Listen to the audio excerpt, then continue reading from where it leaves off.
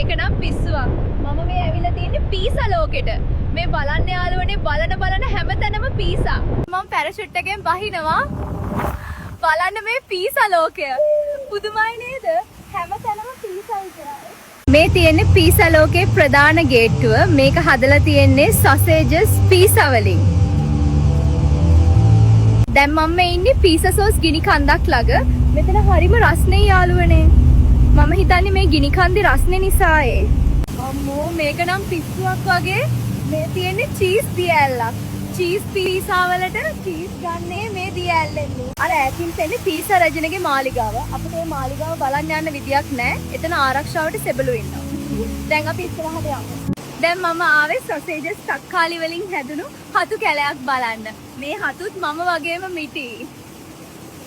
යාළුවනේ මේ තියෙන්නේ වෙනත් ලෝකයකට යන පඩිපෙළ. මම දැන් මේකෙන් වෙනත්